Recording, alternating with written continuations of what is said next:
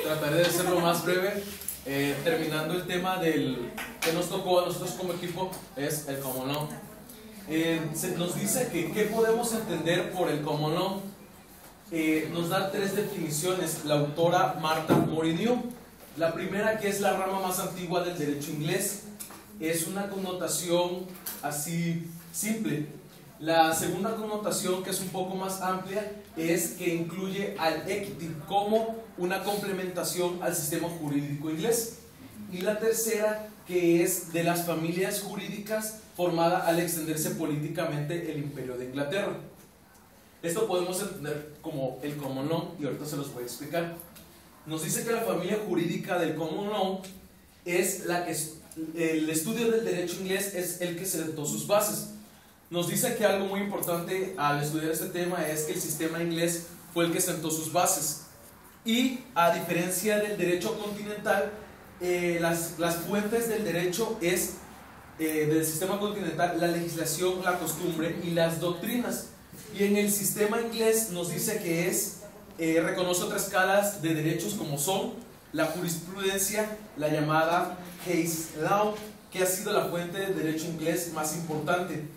La Statute Acts of Parliament, que nos dice que es la producción política del derecho. Y nos dice que aunque durante la época clásica del common law no era muy importante, pero llegó a tener gran trascendencia. Nos dice la equity y la costumbre, y la costumbre, que es la fuente original y prístina del common law. Es la fuente original y prístina porque es de las más antiguas y es donde se basó. Prístina.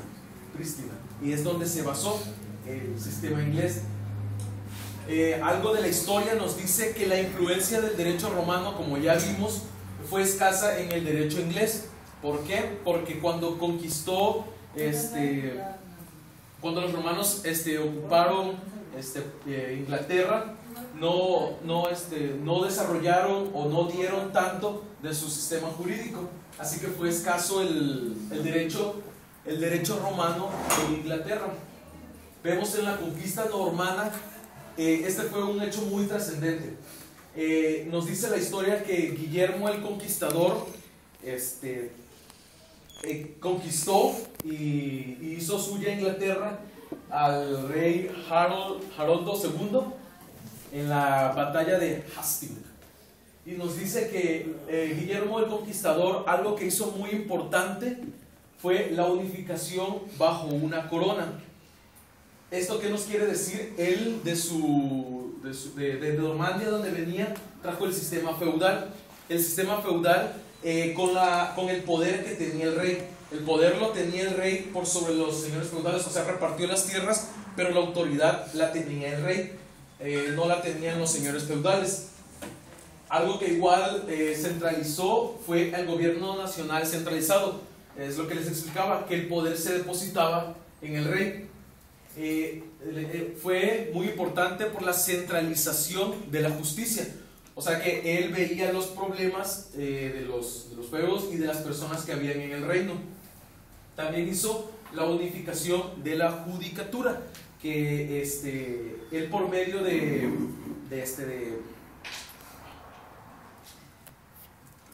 juntas que hizo, le llamaba consejos de los señores. En las juntas él se apoyaba de las personas más sabias o más inteligentes, y él unificó ahí la judicatura. Bueno, esos son los principios remotos de lo que se entendió como la judicatura, la unificación de la judicatura. Ahora bien, después de ver esto de la familia jurídica, la conquista normanda, vamos a ver el common law.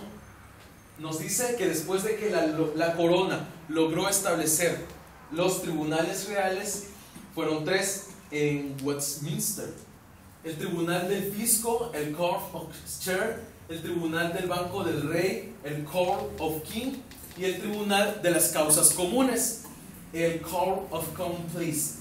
Nos dice que el tribunal del fisco se dedicaba a cosas de hacienda, a lo relacionado con el fisco. El tribunal del banco del rey se dedicaba a casos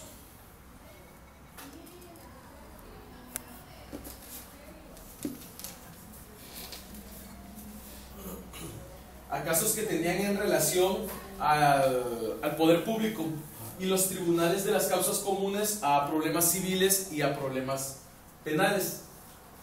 Nos dice que la función de los tribunales reales, su principal función era resolver los casos de su competencia. Buscaban lo que había en común en las costumbres de las personas, y por tener como base estas costumbres, el derecho se fue unificando.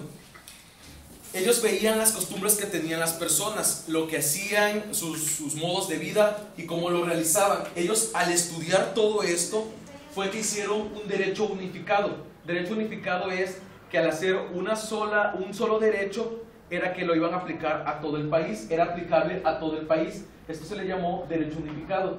De ahí es como se deriva el common law, o derecho común o derecho de todos. Era aplicable a todo el territorio, o sea, no que cada condado o cada feudo tenía su ley, sino que era aplicable a todo el país.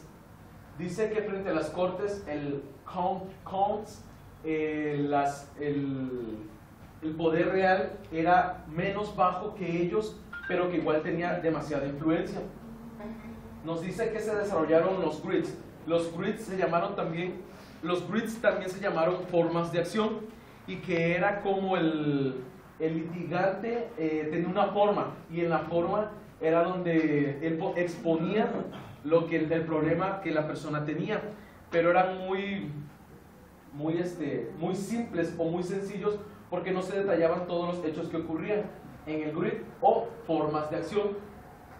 Cuando surgió, al ocurrir esto y que fue surgiendo nuevas formas de relacionarse, y las personas fueron cambiando, surgieron descontentos porque los grids no cumplían con las exigencias que las personas tenían, y porque eran casos diferentes y no se apegaban concretamente a los casos que sucedían. Nos dice que surgió la equity, que en el aumento de demandas y el descontento, el remedio fue este. Nos dice que la función de los cancilleres, que los principales fueron miembros de la Iglesia Católica, en los Court of Change, el Tribunal de Equidad, se formó por esto. Al no haber equidad en el common law, en los grids, se formó la equity. Nace como rama complementaria al common law, aunque algunos decían que era dualista, que no eran en común o no tenían nada en común. Fue complementaria.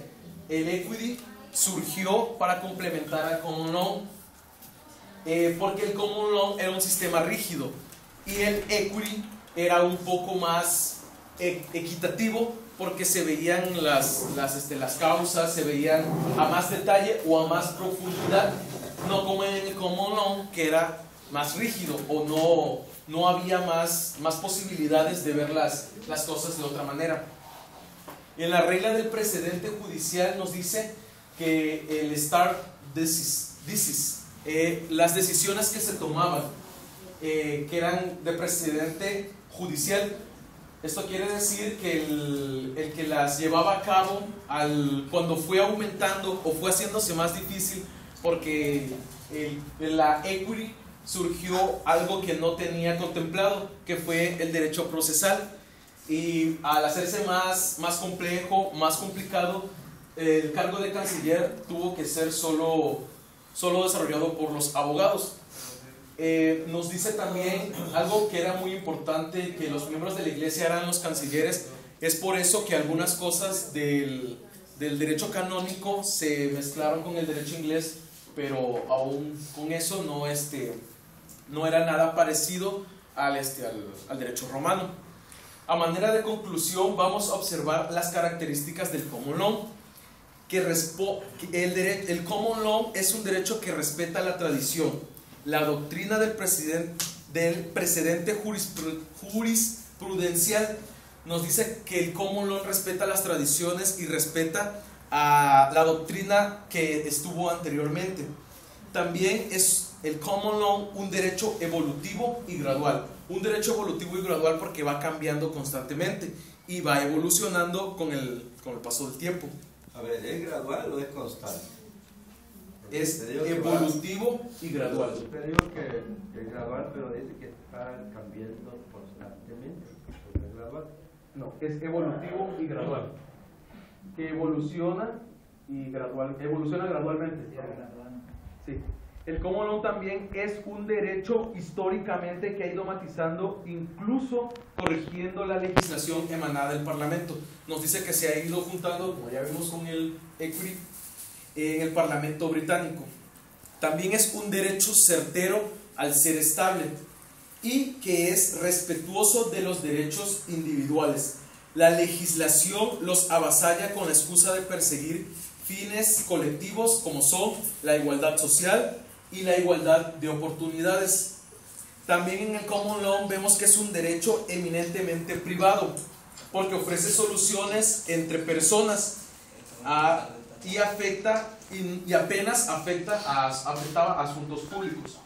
El common law también nos dice que es un derecho con limitados, es lo que les explicaba, que por eso surgió la equity, con efectos limitados sobre las personas cada vez que se aplica.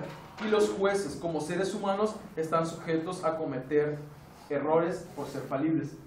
Y por último, vemos que ¿están sujetos o están propensos? Están sujetos, también propensos a cometer errores por ser falibles. Pero si están sujetos al error, quiere decir que es una constante. Es algo que no se puede evitar, ¿no? Sí, pero a ver otra vez, ¿cómo es eso? Dice, es un derecho con limitados efectos sobre las personas. Cada vez que se aplica, los jueces, como seres humanos, están sujetos a error y son falibles. Sí, pero ahí ya no mencionó usted la palabra constante. No dije constante. ¿No? Constantemente al error no puede ser. No dije constante. Lo último que leyó, sí. Eso es ya lo último que leí. Bien, entonces, ¿cómo se llama usted? Godínez León. Y vemos que por último es un derecho apegado a la realidad, porque vive de los casos concretos y reales que se le presentan, o sea, de las cosas que viven las personas. León. Godínez León.